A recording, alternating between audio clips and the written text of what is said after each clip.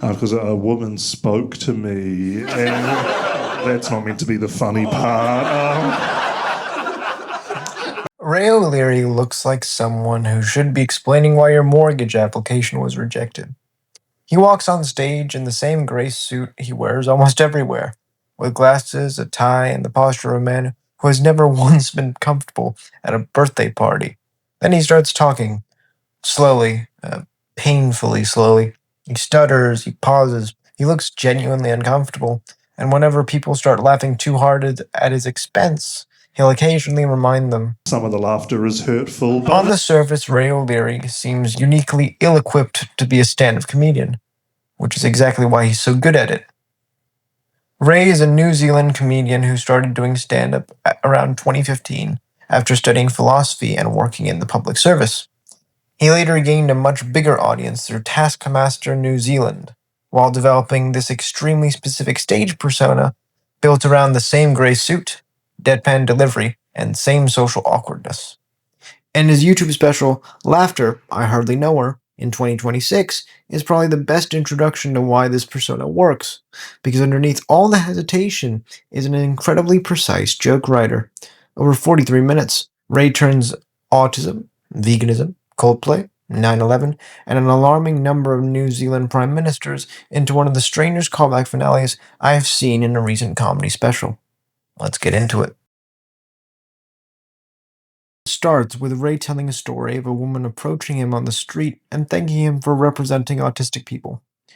There's just one problem. I have never been diagnosed with autism. But Ray doesn't leave the premise there. The woman tells him she likes that he doesn't mask.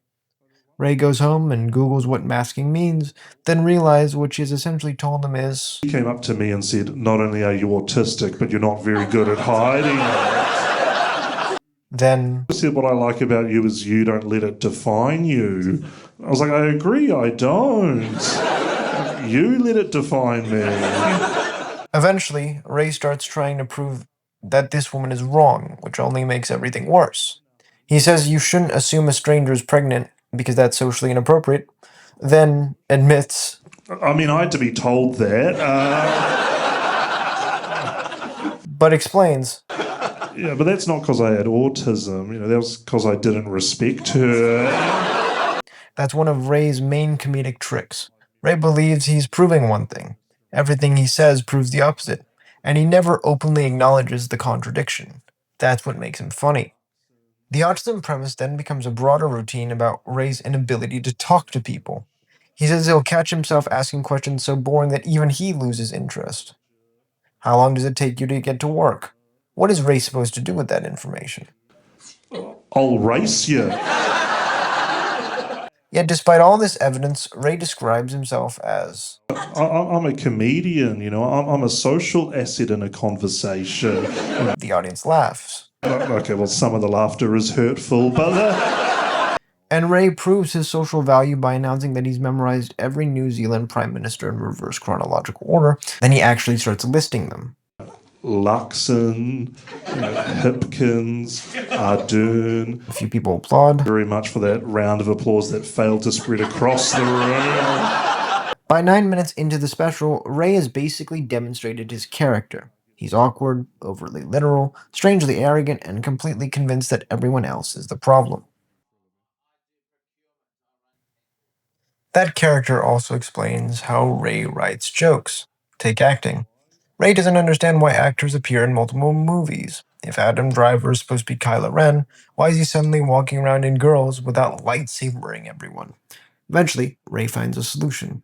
I think acting should work like jury service, and we all get called up to do one movie each. Everyone gets assigned one film. You get your letter, Scorsese needs you to play a gangster, you do your duty, then you're finished. Ray often starts with an intentionally stupid observation, but instead of abandoning it, he builds an entire logical system around it. His vegan material works the same way. Ray doesn't understand vegans who refuse food cooked in the same pan as meat because morality doesn't transfer through physical contact. Then he starts escalating. The meat touched the pan touched the stove is in the kitchen, the chef has seen meat before. Eventually, we need to execute him in it.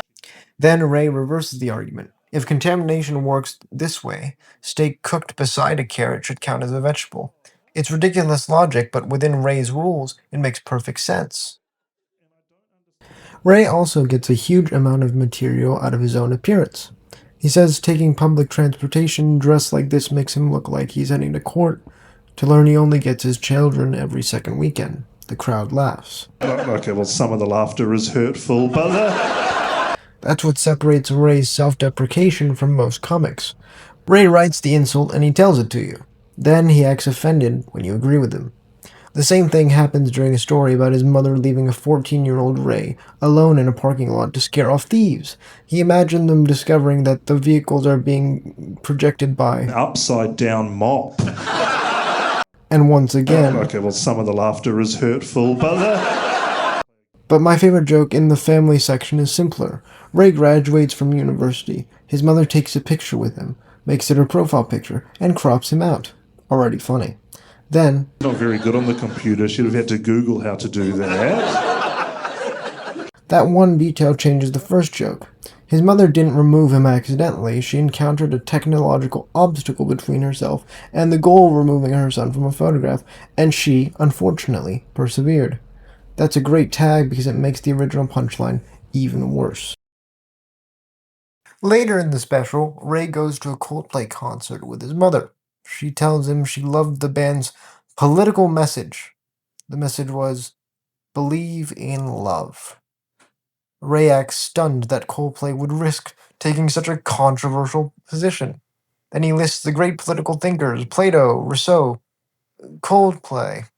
And suddenly, Ray begins genuinely explaining John Rawls' veil of ignorance. Philosopher John Rawls, he once said that a just society is one where a group of individuals operating behind a veil of ignorance, that is, people are unaware of their future life in a new society, unaware of their race, their gender, their class, even their conception of the good life. He spends almost 30 seconds explaining political philosophy. Also, he can arrive here.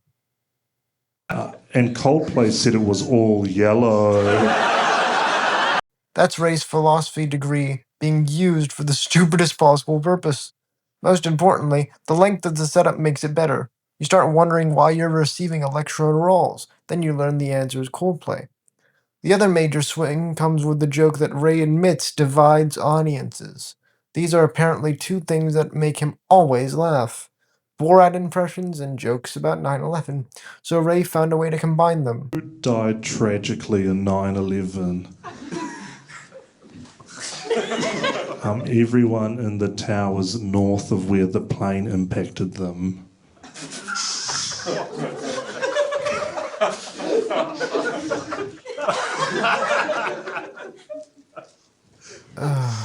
The audience laughs, then applauds. Ray immediately responds, "And my wife." And if anyone thought that joke crossed a line, Ray tells them to remember some of the earlier material. To cheer yourself up, like the abortion stuff. At this point, the audience isn't merely listening to jokes anymore. Their reaction has become part of the jokes, which sets up the ending. Around 36 minutes in, Ray announces that he's written a television show. He pulls two audience members into the performance and gives them scripts, and suddenly jokes from the entire special start returning. The scene begins at a dining table. The cups are sitting on the coasters, which is an earlier joke. Then Nana's birthday. Her rest home now has better security. Earlier joke. The family announces they're Vietnamese. Earlier joke. Someone compares Ray to Martin Luther King. Earlier joke. Ray's autism comes back. Then the New Zealand Prime Ministers. Ray's earlier argument that acting should function like jury service returns because he has literally drafted two random people into acting. The special is folding back in on itself. Then the 9/11 joke returns. Borat returns. And when one audience member gets applause, Ray becomes furious. How is she getting an applause for it? I've been up here saying carefully crafted lines all night, no applause. I give this chump a microphone. That phrase almost explains the entire special. Ray's comedy doesn't sound carefully crafted. It sounds hesitant. He stutters and repeats himself, pauses, loses his train of thought. His delivery makes carefully written jokes sound like thoughts he came up with 5 seconds ago. And the finale that takes everything even further. is Ray spending his entire special struggling with social interaction. People ask the wrong questions. They laugh incorrectly. They don't applaud enough. They applaud too much. So finally, he finds a solution. He writes everybody else's dialogue. The comedian who can't control conversation ends the show by literally scripting one. And then that even goes wrong. One audience member supposedly abandons the script and tells Ray how much he hates him. He insults the suit, the voice, everything. Ray asks whether he seriously means it. He did, until he went to see Coldplay. Now he believes in love. Ray relaxes. No, just kidding. I hate you. Bazinga. And that's the show. Laughter, I Hardly Know Her isn't trying to reveal some enormous truth about life. It's mostly 43 minutes of jokes, but they're jokes that only Ray Oiri could tell and deliver properly. He takes ordinary ideas too literally. He builds logical arguments from ridiculous premises. He insults himself and then resents you for laughing. He explains John Rawls for a Coldplay reference. And he makes a performance that feels loose and awkward before ending by pulling material from across the entire show just for one ridiculous sitcom scripted conversation. He spends 43 minutes looking like a man who barely understands what's happening around him. What makes it even funnier is that by the end, you realize he knew exactly what he was doing.